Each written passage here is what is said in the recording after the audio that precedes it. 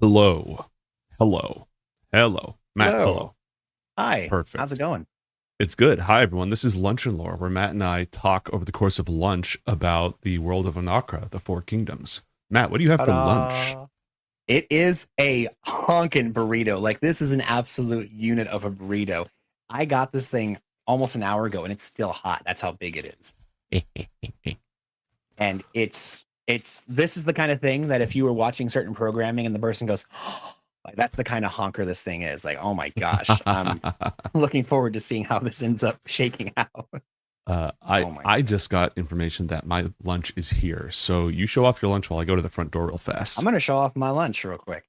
Hey, okay, so let's go ahead and dive into this burrito.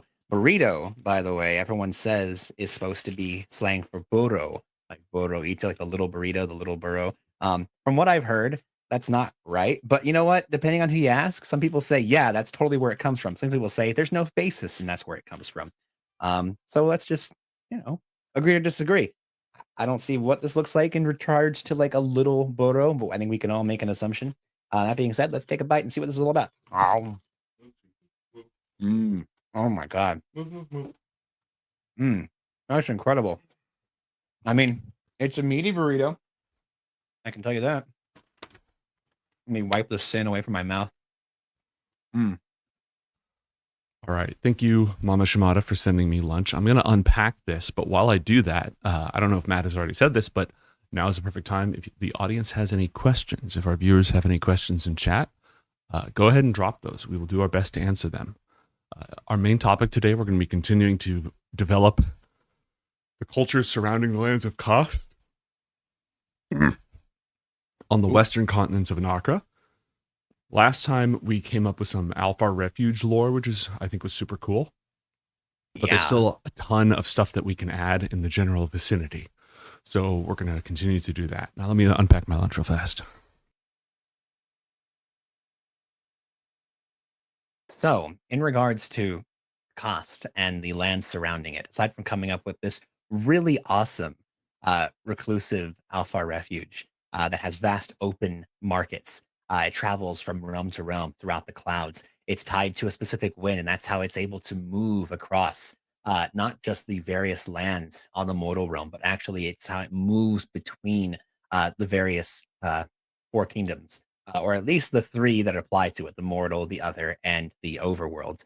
Um, it looks like a huge pointed mountain covered in ice towers, and it has the sun gleaming through an everlasting snowstorm.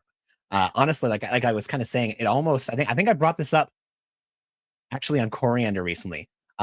This really beautiful looking city with a snowstorm inside of a snow globe, and really now that we're saying it, I kind of am thinking, I bet you this looks like a snow globe.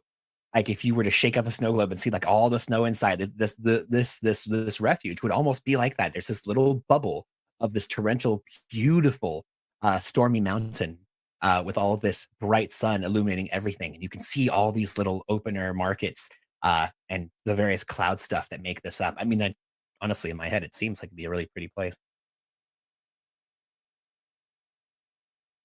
Okay. But aside from that, we had talked last time primarily about the kingdom in the center of Cost. It is the realm of honor. We have the honorable orcs and dwarves, mostly the nomadic tribes, but also, a lot of the, I guess you could say, stronghold dwarves as well. They have a nomadic origin with a lot of the war game aspects of warfare that become more common in cost as time goes on originate here. And you also see a lot of city and monument builders. There's a lot more that as we zoom in, we can come up with for the Central Kingdom. Uh, but we do know that eventually, during the Demonic Imperium, the designers are going to be the main uh, infernal types that are going to be overtaking the various cities within the Central Kingdom. And eventually, what ends up, whether the kind of the mainstay, I think what we were kind of developing is that each one of these infernal powers is going to be overtaken eventually when this big revolution happens across cost. And in the Central Kingdoms, we're going to see that honor overcomes corruption.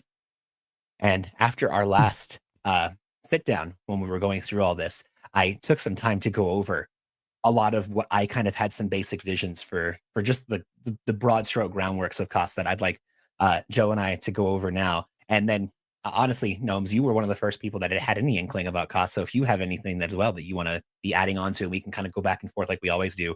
I feel like we can just kind of go from kingdom to kingdom and just go over this and set up what we want to do. Sounds good to me. Oh, remind me, I gotta get you. We gotta do terraforming. We talked about terraforming last time, and then the rest of the week happened. Uh-huh. All right. Why don't you go ahead and take us through it? I'm gonna take a couple bites. So yeah. No, you consume. I'll talk. In the northernmost kingdom, this is the land of wind. They have whereas if you think of the Central Kingdom, just to the south of it is the land of honor. This would be like the land of ancestor tribute. Everyone, you have a lot of smaller the settlements and the kingdoms and all that are here in the north. They're far less vast, far less wide. Even though there's all this territory, they're far more insular here. Family bonds are important. You have a far closer to these tribal groups that make their homes on the tops of these mountains, in the foothills. There's a vast taiga and tundra in this space, and so you have just absolutely battle hardened people. Not even those that war with each other, but they war with the elements for the most part. Brother fighting brother, not so much a thing here, and also obviously sister fighting sister. Anybody who is going to be engaging in combat here, it's mostly people against the rest of the world and not so much infighting. You have the Warriors of the Wild, and again, we can workshop a more appropriate name, but these are going to be battling and mate, can you pronounce that name for me? Looks like you went in there and did a little bit of, there it is. And mate, can you describe what is the Krula? That's a great question. I don't know what they are because they are the horror. The Jabberwocky, right?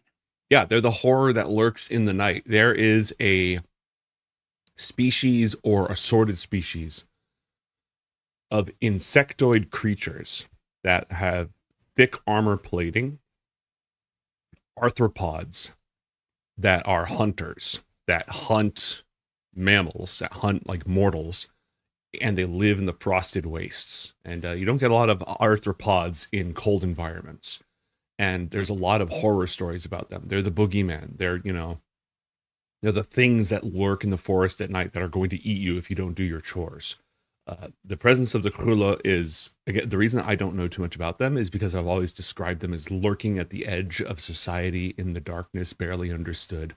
You don't go in and openly fight them. You hunt them and they hunt you.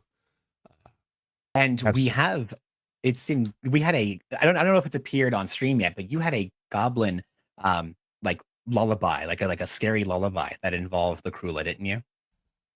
I think that was the Chasma demons. That was the Chasma demon. Oh. Yeah, okay. Yeah. Those are the ones that like buzz you to sleep. So another big scary bug monster. Yeah. Big scary bug monsters abound. Thing is though, the Krula are not infernal. They existed before the infernals arrived. Yes. And in any case, they have specialized weapons that they make from the hide, the mandibles, the skittering legs. Basically, they end up taking the pieces of this monster, again, this thing that hunts them and they hunt in return, and they're able to make these really I just want to say exotic and incredible weapons, because they're not typical. It's not like they don't have and obviously they will have more typical normal weapons like swords, spears, clubs, and all that. But specifically, they make a venomous spear that is almost like a lance. It's this big giant thing that really it's better used when you're mounted. And if you're not wielding it with both hands, it is incredibly difficult. But it is this naturally venomous thing. It has these little pores all along it.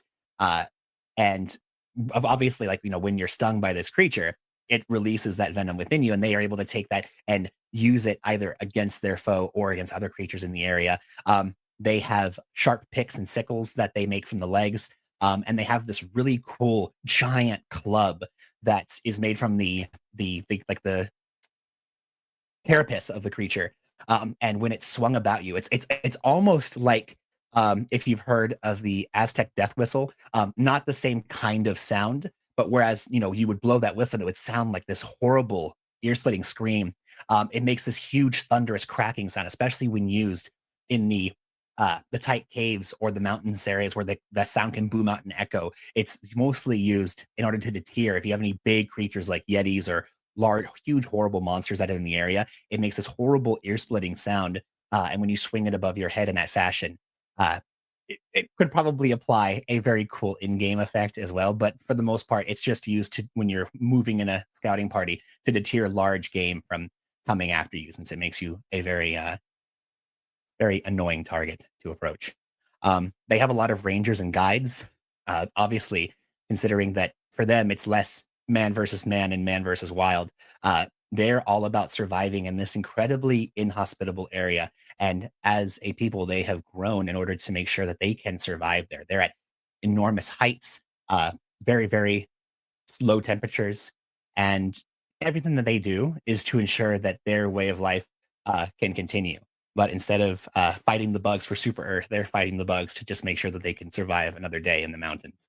Um, there are goat folk, which are actual beast folk, and also I have a note here: men who stare at goats. Lol. But you have these huge goats. Like if you think about what they're using to survive, a lot of people will end up, depending on where they live, they'll have like different kinds of like farm game, whether it be goats, pigs, cows, and whatnot. And these people rely on these just enormous, dangerous mountain goats that they've used in order to kind of see how they are able to interact there. And much like they take on the aspects of those around them, there are actual like beast folk that are there that are goat like, and you can kind of think of them almost like druids, where they take the form of these goats, and they are very, very impressive and help keep people safe in these areas.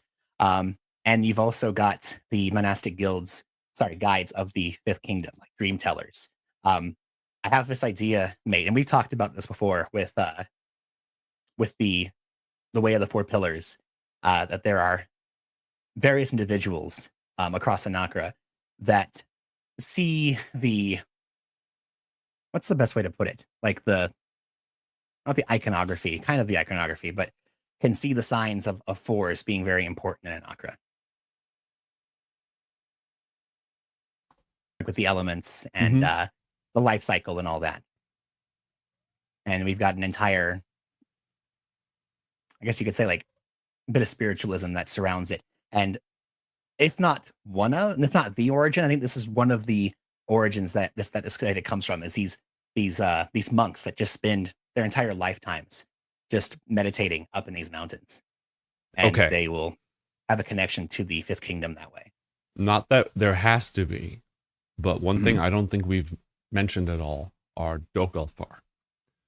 Would it make sense for there to be a Dokelfar grotto? There absolutely would be. No. There, because again, this is not just humans. There is a smattering of Mhm. individuals here, and considering how far north this is going to be, humans will make up some part of it, but you're going to have a lot of dwarves. You're likely going to have a fair amount to quite a few elves, of not just Dalkafar. Any of your non Styleg elves are likely going to Mhm. be here. Like the Haldra would be here. You'd probably have some Alfar here, although they're mostly probably going to be in that floaty city. And Mhm. then yeah, the Dalkafar, absolutely. Anywhere that is isolated from the mainstay of people, you're going to find the Dalkafar. So one thing, because we're trying to get away from these monolithic cultures, I think Dokelfar grottos, like Alfar refuges, are called Alfar refuges, but they also have Eladrin, and they also have like other heritages Mhm. that are often very magical or otherworld themed, but like maybe Alfar is dominant, but then you've got other like significant minorities, etc. Right? With the Mhm. Dokelfar, I think Myconids are a frequent majority or Oh minority yeah, species. Like they live basically in the same as part of the same culture. There are it some would others that almost could be like. Oh, sorry. Go ahead. there could be some others like not all Dokelfar grottos are going to be that way. You could have a Dokelfar Yeah, grotto that is a mix of Dokelfar and deep gnomes, or Dokelfar and Kuatoa, or Dokelfar and stone giants. You know, like different, and those mergings are always going to affect the individual culture of that grotto. absolutely, Also, absolutely. Goliaths amongst the species you're Oh yeah. mentioning. Oh Like Goliaths not are necessarily huge here, like literally in the huge. But north, right? Like there's, yes. yeah, they would absolutely hmm thrive here. Oh, it absolutely fits with the topography and everything here. That it screams Goliath. No, I was just going to mention when I was rudely cutting you off that the Myconids to me would seem almost more so like rather than a joined people where and the others make entire sense like with the different peoples. Just Myconids are very different kinds of creatures because I don't even think they count as humanoids. Um, to me, it almost seems like it'd be more like a symbiosis where like they're there and they're a part of the community, but it's less about like, oh yes, we're different groups that have come together and formed the society, and it's more like the Myconids are like, hey, being a part of this being a part of this culture works for us because we almost like the birds that prey on the parasites of larger creatures. We are here almost like growing as part of this place, and we live here. We work here in a sense to help defend this place, and it makes sense to work with you in that regard because we share very similar goals. So obviously, like they are a people of themselves, but just the Myconids in general are so alien compared to other life in their because they're almost like a hive mind. They don't have like a lot of individuality there. They are way more just as a people more monolithic unless we change them in an Akra. Well, their spores make it possible for them to communicate with non-myconids. So I think Yes. that having them coexist alongside another culture, and like they obviously have a very different role. You're not necessarily going to see like a myconid blacksmith, for example, just because of the nature of their biology and such. But Mhm. their presence could be just completely integrated. Like a given, not all Docalfar grottos, but one Docalfar Yeah. grotto that's heavily bonded with a myconid colony, they could all be just bathed in the spores. So the Docalfar and non-myconids aren't part of a hive mind, but they do have like this group telepathy. And that's an important Yeah. part of that one, their culture, because like emotions and thoughts are very easily spread. There's at least one grotto that works that way in the East. Oh yeah. Mate, there was a question in chat about what the Shylag are. Did you want to do an elevator speech on that? Yeah, I'll talk about Shyleg.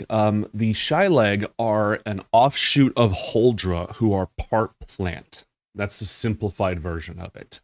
They are Literal wood elves, I like to call them. literal wood elves. Yeah. They have it's not a hive mind because they have individuality, but they grow heart trees, and a heart tree creates a empathic connection with all of the Holdra who sort of have grown from it or are part of that particular heart tree. They tend to be more, I'm not going to say isolationist because they do go out like and they do wander the world and such, but Trade they is a big deal to them as well. What was that? They trade a lot as well. Trade is a big deal to them. They absolutely interact with other societies, but there's a distinct difference just those who are connected to a given heart tree and those who are not, right? There's just this fundamental empathic link.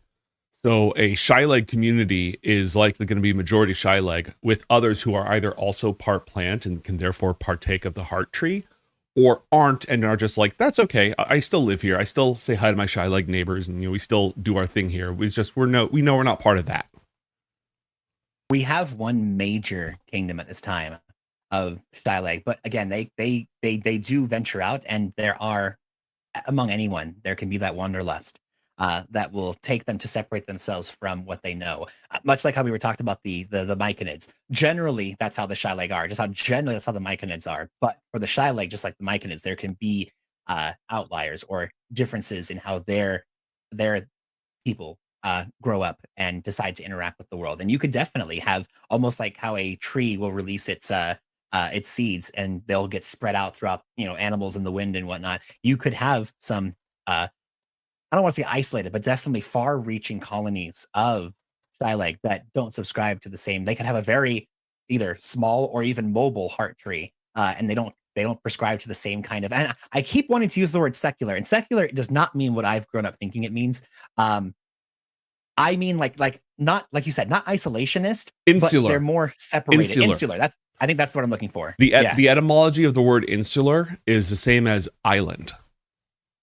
That's what I was trying to say. Secular and insular. Okay, I was getting those confused. That's what it was.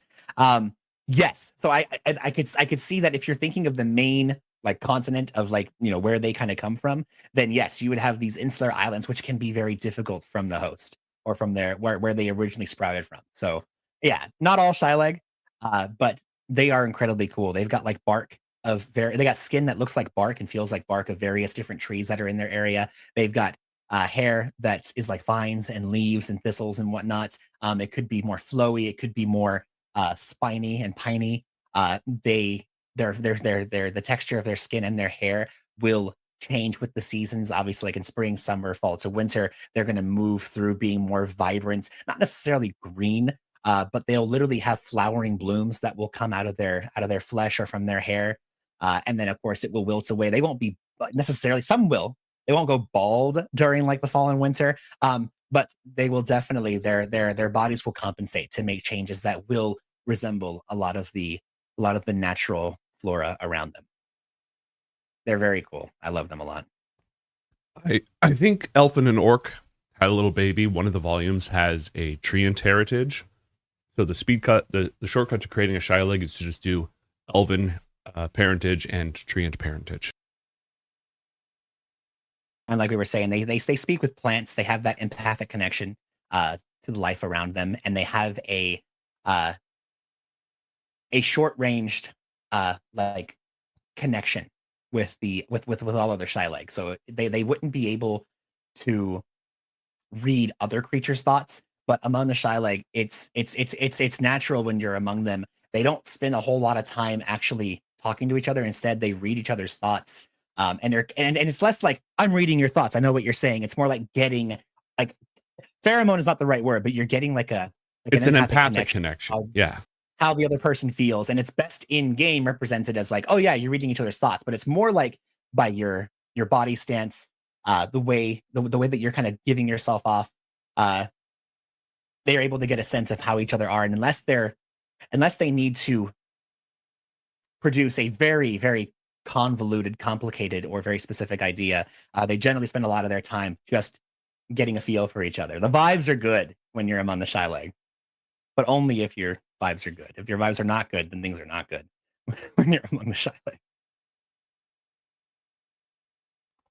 Now, the folk of the north. Read the vibes. Folk of the north. There's a culture called the Lagu, and you know what? Today I'm gonna pull up which is which. God damn it!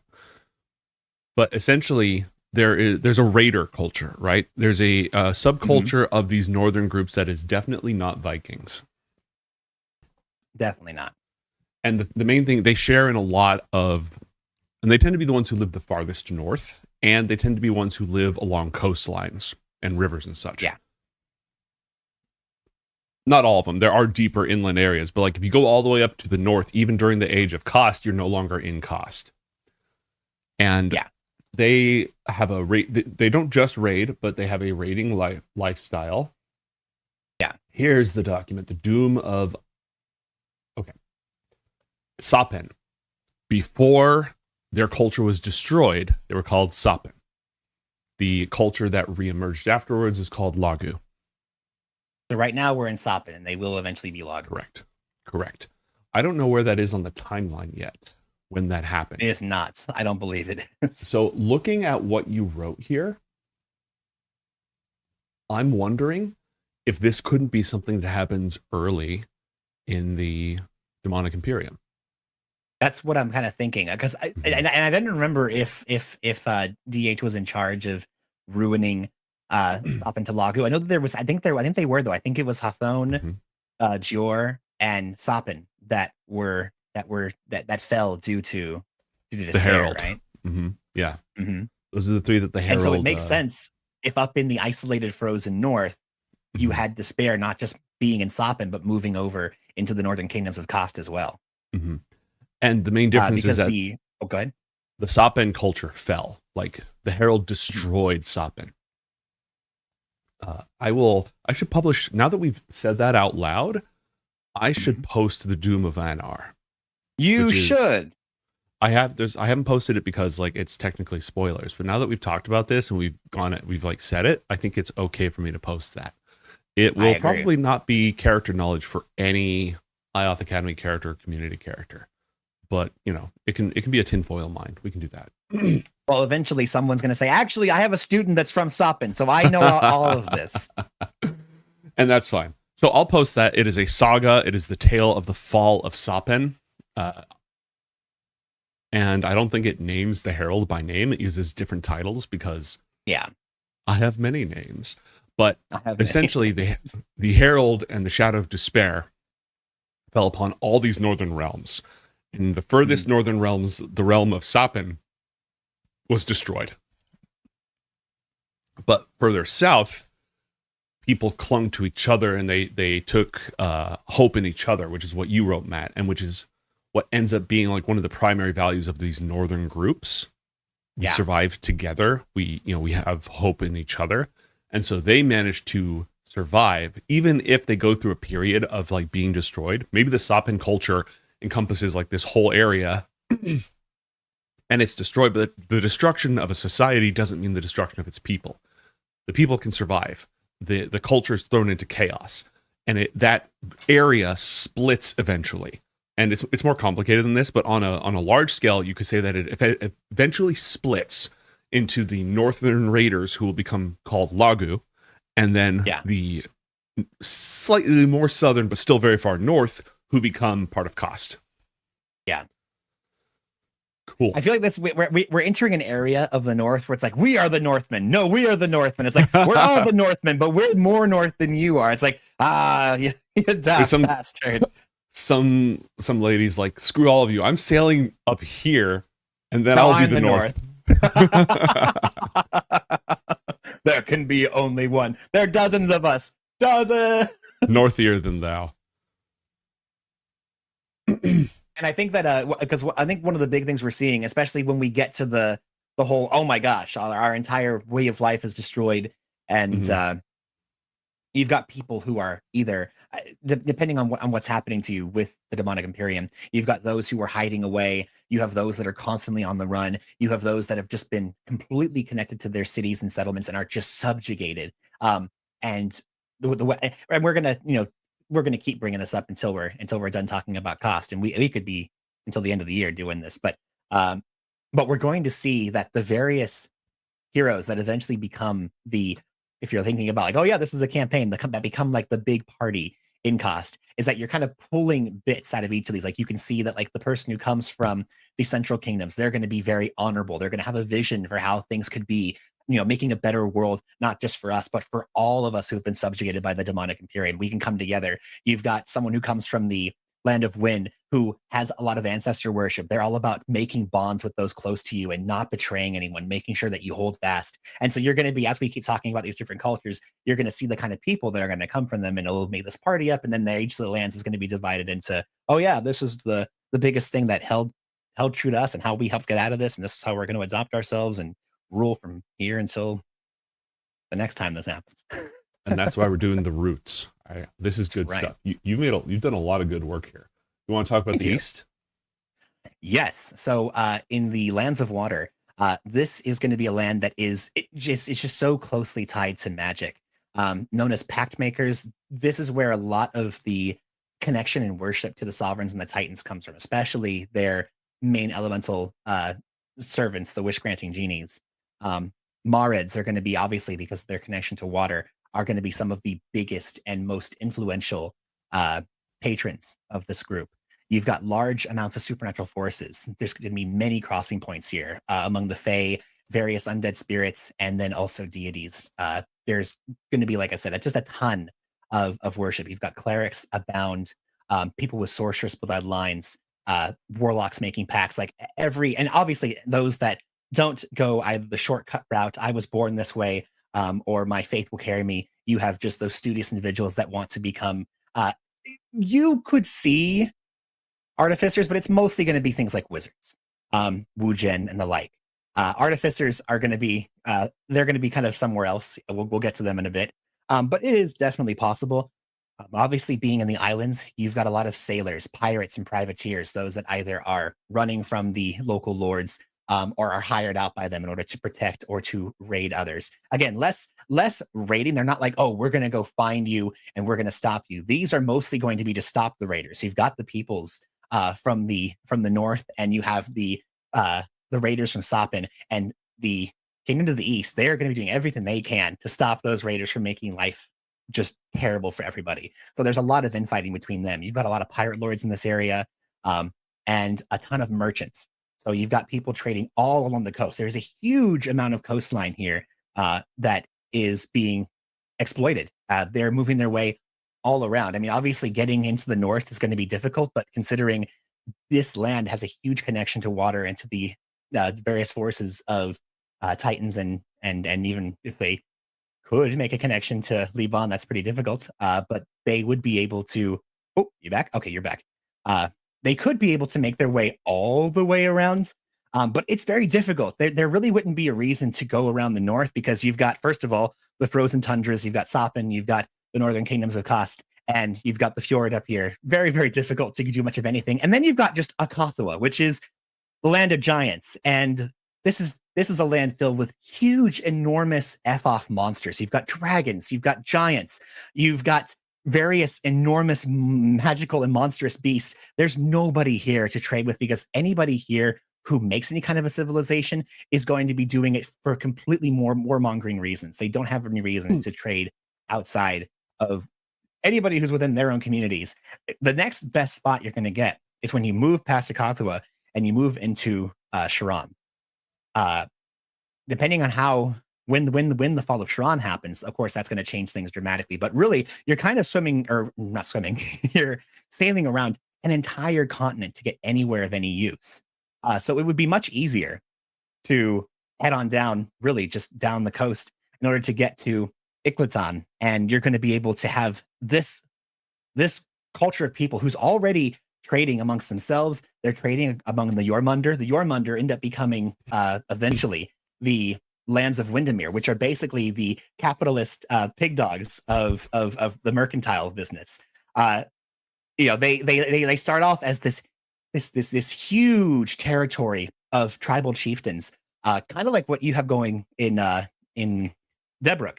But eventually they go, hey, you know what's better than breaking each other's faces in is trading each other and breaking each other's gains in. We can just make sure that we can screw you over with capital rather than taking over your capital.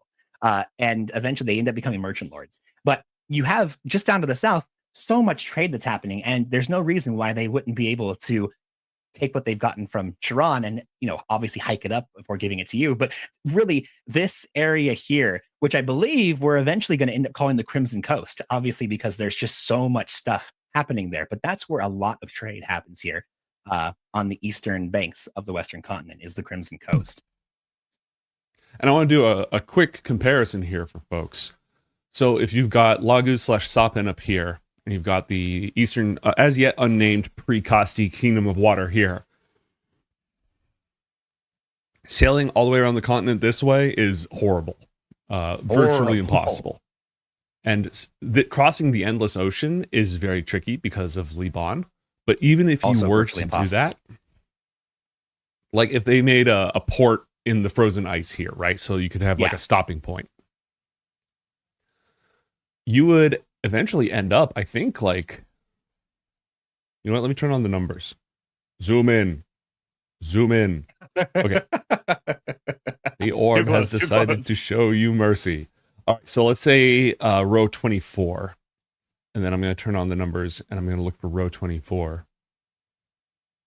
So I'm going to take a quick look in chat and see if we have any questions. Yeah. You'd arrive like here, and this area is currently uninhabited. I actually think that this area will eventually be inhabited by definitely not Vikings who have sailed over and colonized this land.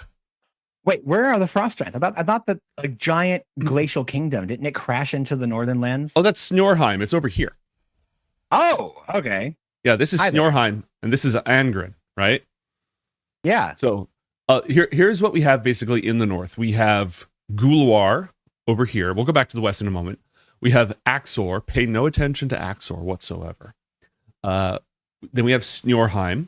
Valgert province is kind of here, but like they don't This area, it's not a recognized realm, is the thing. It's not that it's uninhabited, it's that it's not like under anyone's political control. People and creatures just live there who can. The Great Northern Wilds is like the eastern, if you look at the western continents, this area behind these mountains is like a Great Northern Wild. And then you have the ice caps. For real. But in the east, the Great Northern Wilds are huge. And that is because this is the continent of enormous. This is the continent of Vindor. So the cold winds are much more prominent. So then you have Heimli, which is a mostly Dwarven trade republic. Osmatek, the capital of which is Orlgnot, which is a primarily hobgoblin monastic culture. And as of this time, this area is controlled by the Iron Empire. So if you were to sail across, like the closest you would get eventually is you'd arrive in Debrook. But that would be an awful journey. It would be virtually impossible. Virtually impossible. And then as we know, in what? From where we're talking now, 1,000, 1,500 years, it's going to get thrown across the universe and you're going to be back where you started anyway. Oh, then you're going to be able to have access to Galadron instead. Yeah. But anybody who sailed across to Denver, like, yay, we finally found somewhere else. And then, like, the next generation and the Titan of water. We should absolutely do that during this time. Oh, my God. Oh, War of the Sun ideas. Click, click, click, click, click, click, click, click, click. Yes. Okay. Oh, gosh. All right, let's get back to what we were talking about. Yes. In any case, there's a lot more. And then obviously because of magic, enchanters. Some of the best enchanters in Badura come from the Kingdom of Water. But there's a lot more that I want to do with them. I want to really zoom in and kind of take these apart one by one. But this is a lot of what I had come up with for the Kingdom of Water. Is there's magic and sailors. That's the biggest thing. If you think about like almost like Swashbucklers of Seven Skies, think of that, but like dropped into Anakra. You have a lot of just rapscallious, swashbuckling magic users that are running around, taking love, money, and adventure from everyone around them. That's their mainstay. Sick. And who is their primary enemy in the time of the Demonic Imperium? So my thought is this. Because we're kind of going one by one with the various infernal lords, I think it would make sense if in this area, because if we kind of zoom in a little bit, aside from the portion of the islands that are kind of controlled by Sapin, a lot of these island chains fall under the Kingdom of Water's control. You've got a portion of land, obviously, that moves into the continents. And I think that originally there would have been more of their lands that would have been more continental, but as time goes on, they're able to get away from what happens, which I think the Tillabek swarms. There's going to be, obviously the raiders that were coming down and making life difficult for them anyway, those get just heightened to 11. And it's not just those raiding from Sapin and the war games that happen from the central kingdom. And obviously anyone who interacts, we're going to get to the Kingdom of Fire in a bit. But instead of having all of that, you have just peoples that were not a part of these or not a part of these kingdoms that were, like you said, there are spaces in between where people are just kind of making their own lives. And those people and various ones from the other kingdoms are going to be pulling away, forming new swarms dedicated to the infernal of basically Bedlam. And they're going to be overtaking the land. And the way that they are able to overcome this chaos is from their resourcefulness, utilizing the deals that they've made with the patrons at their disposal and taking to the water. We know that kind of one of the easy ways to beat the infernals is to say, let's go to the water. They can't hurt us there. Yeah, which is a common tactic. Anyone who's on like an island nation is practically infernal proof. Yeah. There are ways around it, but the odds of like getting full scale invaded are extremely low.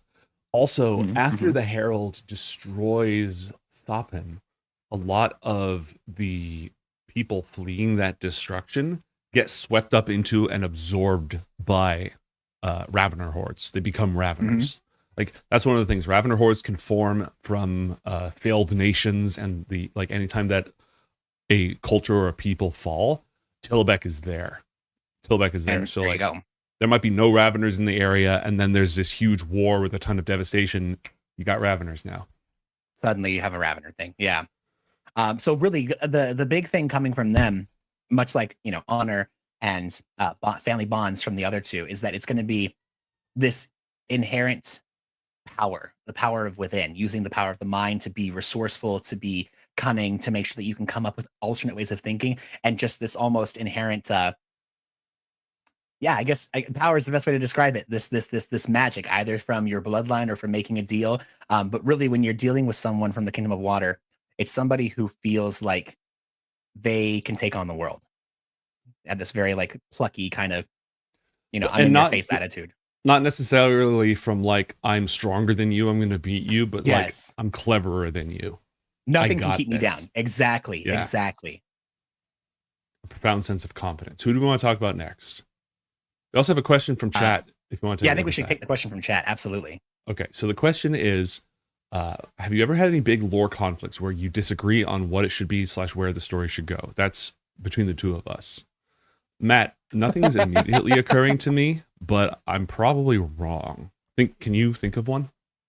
Okay, so I think a lot of times, Joe and I have really similar ideas. That's why we work really well when we're writing together. Generally, and obviously Joe comes up with amazing ideas, but usually I'm the ideas guy. I throw a bunch of stuff at the wall. Joe will see something that's stuck and go, we should work with that. So oftentimes, if I'm going on a big tangent and I'm really passionate about something, there's a lot of times where, and it's not that Joe is stifling me. That's not it at all. I'm using a very charged word in a non-charged setting. Joe and I are super chill about everything. For the most part, if I have an idea that I'm really passionate about and Joe doesn't feel that way, usually, and I would say 90% of the time, it's because Joe's putting the time, the hours, the dedication, and the actual bulk of the writing into Anakra and everything connected to it. So generally, if Joe has an idea about something, I usually, unless I feel really passionate about it, I just give away to it, which is why there's not a lot of conflict. I don't want to push something that I'm passionate about when Joe really isn't, because he's the one who puts all the time into it. I've got a, and obviously he has a family too, but I put a lot of my time into my daughter, like a I lot don't of have a time into kid. my daughter. That's a huge difference. And so when Joe comes up with something that is really cool, and even if I have a different idea about it, I'm gonna let him take one on the idea. Now there have been times where Joe will come to me with an idea, and I either don't feel super good about it or don't feel super positive about it. And usually, because Joe is a very very uh, charismatic person, he will convince me on his idea, or we'll meet in the middle. Oftentimes, Joe and I think, are really good about taking our own ideas, bringing them together, and either flowering it into something even better than either of us could have come up with, or one of us will have a very convincing argument and either will persuade the other person or we'll put them on, I kind of put it on a shelf and go, I like this so much that I don't want to get rid of it, but we'll put it somewhere else or we'll figure out a reason for it. I mean, like I said, I don't have any specific instances, but there's been so many times just with Sharon that we've rehashed what it is, where it's going, how does it fit in, like, Hmm. and it's because the both of us will have so many good ideas that just kind of come out of nowhere sometimes, or it just makes sense as we're going through. And when we took all these various stories from all the projects we worked on when we were kids and kind of realized, oh my god, it's all in one world, isn't it? And we made a knocker to begin with. That's always constantly getting updated and changed, and especially considering this wonderful community that we've engrossed ourselves with, that's always going to keep happening. So to answer the original question, yes and no. Yeah, like I'm trying to think of a major point of contention we've ever had, where it was like really both of us were super passionate about something, because when that happens, we tend to either see things the other person's way, or we'll do the thing where Matt will be like, this, and I'll say, that doesn't work because of this, and this that all happened on a stream you weren't watching because you have like stuff to do. But if we made this adjustment and this adjustment to your idea, then it would work. That's usually how things go down. That's usually how it goes. I think the one thing that I came around to that I did not like, and Joe, you'll remember this, was when you were pitching how we were going to be talking about the Sovereigns and the Titans, and I was like, I don't like Titan. Can we pick a different name for the Titans? And you're like, no, it works. And you were explaining why, and I was like, but I think that everyone's going to associate it with the Greek Titans, who really are very different than what we have going on. And I don't. It's so recognizable that I think we're doing ourselves a disservice. And you're like, no, it really fits. This makes sense. And you were explaining the etymology of where Titan comes from and how it connects with primordial, important elemental powers. And it's like, this totally works. And I was like, you have big studious brain, and I'm not saying that the people that we interact with don't have big studious brain, but I think most people hear Titan and go, "Oh yeah, the bad guys from Greece mythology," and I was very against it. But I it's been so long now that I've let go of my of my passionate dislike of the name, and it has very much grown on me. Yeah, So I you think were that's right. wasn't gonna make you say it. We have like 5 minutes left. Do you want to get into? Oh my God, you're right. Holy crap! Yeah, time flies. Time flies. Do you want to like start doing a cursory touch on somebody else? Oh gosh, well, because we have Fire and Earth next, and they both are really cool, and they're probably going to take a lot of time. So I think that instead of going over the Land of Fire, which will be the Land of Industry, and the Land of Earth, which is going to be the Land of Strength, Fire Nation. And yes. Okay, look, it's really easy to connect fire to industry because obviously.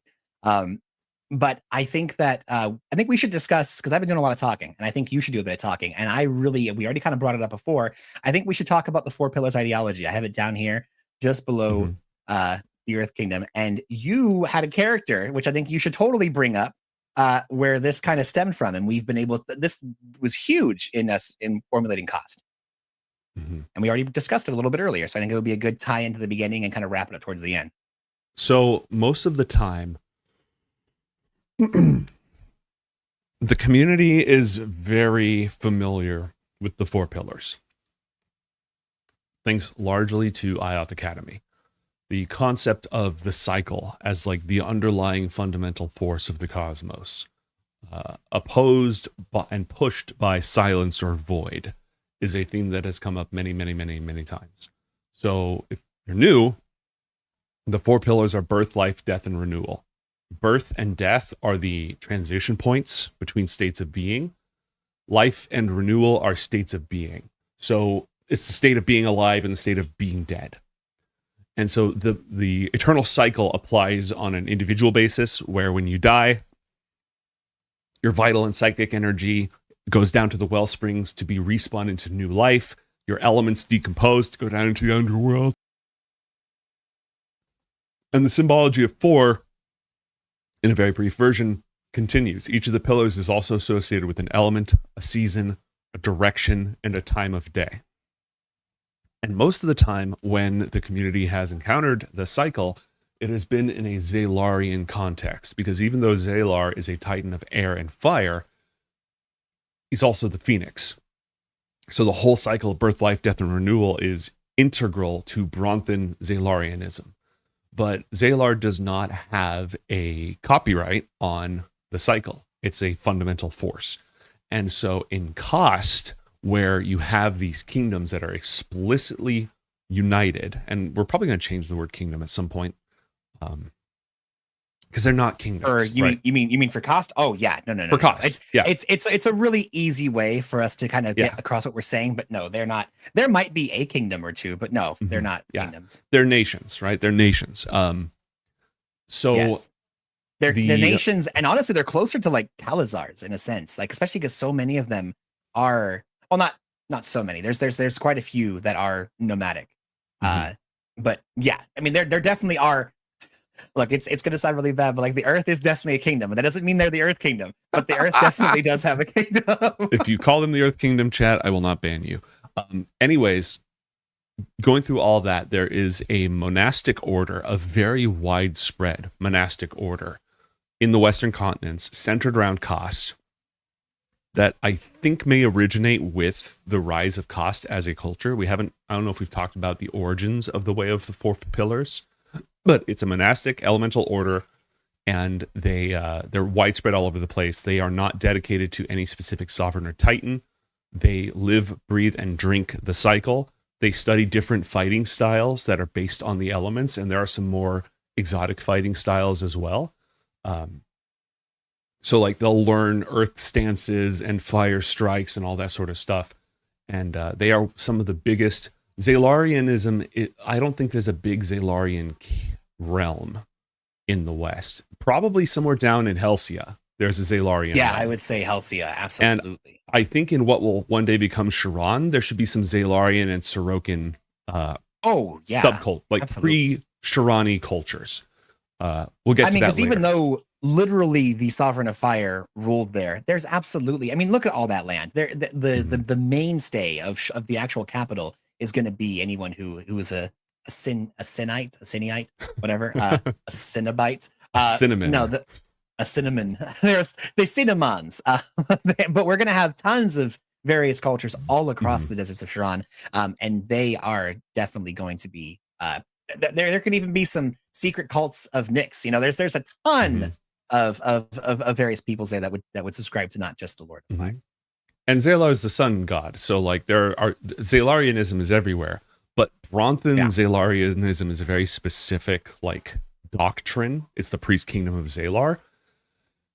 And so these four pillars monks are not consecrated to any titan or sovereign. They're consecrated to the pillars, to the cycle itself. We're going to talk about their origins. I think they might originate from the founding of Kost, but we'll have to figure that I think they out. do. Uh, Yeah, but they're going to be a major philosophical force because they transcend nations. They are not like bound to any one nation. They will set up a monastery and teach their ways anywhere they're permitted to. They're not super like evangelists, but you know, they want to maintain the cycle everywhere they go.